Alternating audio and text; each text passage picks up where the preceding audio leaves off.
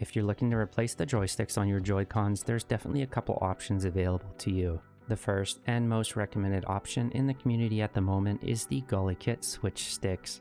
These cost about $25 US per set. If you get them on sale, they're extremely expensive. The other option that you can look at is the Retroid Hall sticks. These should work perfectly fine in the Nintendo Switch Joy-Con. I have yet to try this though, so today we're going to take a closer look and see if the Nintendo Switch Joy-Con works with the Retroid Hall sticks. Is the Gulikit joystick worth 2.5 times as much as the Retroid Hall sticks? Let's take a look at these two options and see which one is the better value.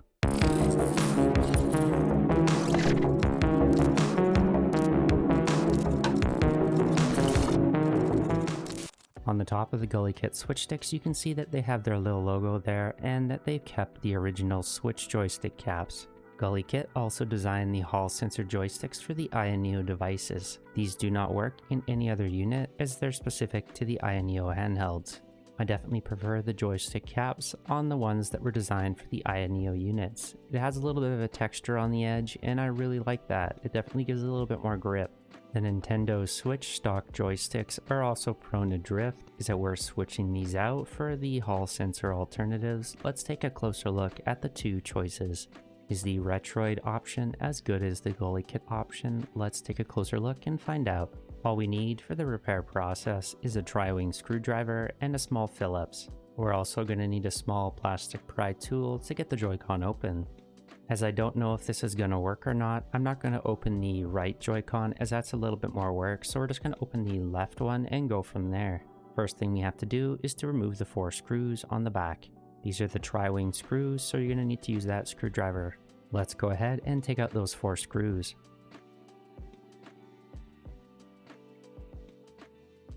With the 4 screws out, all we need to do now is take the plastic pry tool and go along the side. This should come up relatively easy, but you want to lift it slowly as there's a small ribbon on the inside. To remove the battery, you can use the plastic pry tool or you can use a small pair of plastic tweezers. Use the plastic tweezers and go under the middle part here and pry it up. I've already had this one off before, so there's not much adhesive behind it. We have to remove the 3 screws next, holding down the battery bay. There's one at the bottom corner down here, and there's 2 right in the middle. Let's take that out next. You're going to need your small Phillips screwdriver for that. With those unplugged, all we have to do now is to carefully lift this up. There's a small ribbon cable here in the top right corner. We don't want to break that, and there's not much room, so just be careful when you're lifting it out. You could probably take out the joystick here with leaving a couple of these in place, but it's probably easier if you just unplug them. Lift up on the little latch here, then pull out the ribbon cable. Don't use any metal tools when touching ribbon cables. Lastly, with those out, we need to remove the joystick ribbon. The joystick ribbon just has a little lock on it. Flip the lock up and then pull out the ribbon cable. Be careful with the little bumper up here, as the spring is under pressure, it can go springing off and you might lose it. Just be careful, we're not touching that. There's 2 small Phillips screws here that hold the joystick into place. The joystick should come up pretty easy, just be careful with that little dust filter. Then just take one of the replacement Hall sticks that you're using and drop it into place. Be careful with this little ribbon cable under here, as it has to go over top of the joystick. Then all we have to do is just put the last 2 screws back in and lock the joystick into place. Then just put the 2 screws back in and the joystick should stay in place. With the joystick back in place, all we have to do now is reattach the ribbon cables and put the battery bay back in. And then lastly, all we have to do is just reattach the back plate. Let's go ahead and reattach those ribbon cables now.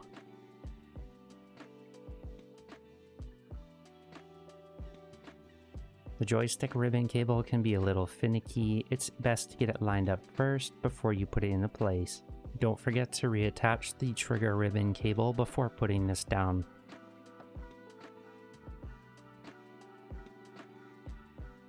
With that in place, all we have to do now is just flip this over and put that down. Then just grab the 3 gold screws that we put aside and put them back in.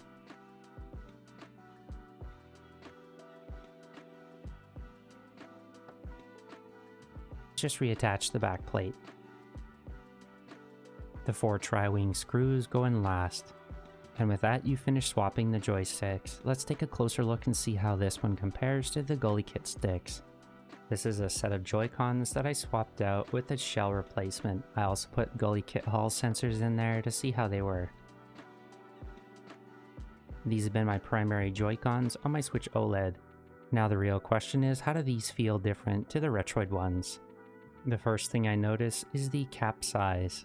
The Gulikit ones here are a little bigger and they fill the entire opening over top.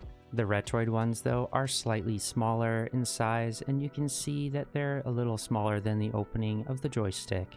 Looking at the Retroid Hall sticks first, they're really smooth, and overall I'm really impressed. There's also no clicking noises here when rotating like I've seen on a lot of the Gulikit ones. The Gulikit sticks are also really smooth and they have a little bit more range to them. That being said, they both go down the same distance, so it could just be how they feel. It's really hard to compare these two. Overall, they are really similar. I would almost say that the Retroid ones are just a tad smoother than the Gulikit ones. I really wish the Gulikit would have gone with different stick caps from the stock joystick caps. Comparing these to the stock ones on the Switch, these are definitely a little bit more smoother, so you don't get as much grip on them. There's also a little bit more tension when pushing them, so they feel a lot better that way. At least that's how I prefer them. I find the ones on the Switch are a little bit soft. The Retroid ones also feel similar in that regard, as they still have a little bit more tension than stock joysticks. Let's turn on the Switch and see how this works. I'm going to have to give this one a little bit of a charge, but we'll come back in a little bit later and try this out. The Hall sensor from Gulikit is really smooth, and you can see it doesn't jitter a lot when you're moving it. I've also calibrated this beforehand, so this is already set up and ready to go. L3 and R3 works perfectly fine though, even when the joystick is out of battery. So yeah, I'm gonna have to come back to this in a bit and see how this works. Unfortunately, I'm not sure why this is completely drained, but I guess it is what it is. We'll come back in a bit and check this out. I tried a few things just now and I still can't get it working, so I tried updating the controller. All the buttons work on that side, but when I go down to calibrate the control sticks, for some reason it doesn't work. Either I got a dead joystick or it just doesn't work in the Switch. I might have to try this in a Retroid unit to see if this is even functioning. I put back my regular joysticks just to see if anything was running amok, and they still seem to work. Testing the right one here just to make sure it works as well. So I'm not sure if it's just the joystick is dead, but I'm gonna have to try this in a Retroid unit as mentioned just to see what's going on with it. Something might be up with this joystick. I took the back off the Retroid Pocket 3 Plus that I have here, and as you can see, the joystick is working. However, in the Nintendo Switch, it obviously wasn't. So in conclusion, this joystick for the Retroid Pocket 3 Plus does not work in the Nintendo Switch. I guess that's all there is to say about it. As you can see, the old one is working perfectly. Anyways, if you're curious about it, the ones that go in the Retroid Pocket 3 Plus do not work in the Nintendo Switch Joy-Cons, and the ones that go in the AYANEO units do not work in anything else either. It's a shame to see that none of these work in any of the other devices. It would have been really nice to just be able to pick up one of the joysticks and put it in another device. I was about to end the video there, but I also thought to myself, hey, what the heck, let's try putting the Gulikit Switch stick into the Retroid Pocket 3 Plus, and maybe that'll work. As you can see, the opening is a little too big here for the Switch cap, but that's easy to fix because this cap can be removed. Just go ahead and pull that right off. The little cover thing that came off is just the dust cap, and that can go back on relatively easy. Just pick it up and place it back on, then flip this upside down and put that through the hole. The first thing you notice when swapping these two joysticks here is how much the other one sticks out of the case. This gives you way more height. While these low profile joysticks are designed for the Retroid Pocket 3 Plus, I wish they were a little taller because I feel like they're too recessed into the device itself. And as you see here, the Gulikit switch sticks work perfect in the Retroid Pocket 3 Plus. We're still getting full range of movement too, so the cap is not hitting the edge. If you're looking for a little extra joystick height, instead of putting caps on these, I would recommend just picking up these for this device. It seems to be perfect for it, and it works absolutely fine. This was a fun little experiment though, but if you have any questions, make sure to let me know in the comments below. And as always, subscribe so you don't miss future videos. Thanks for watching.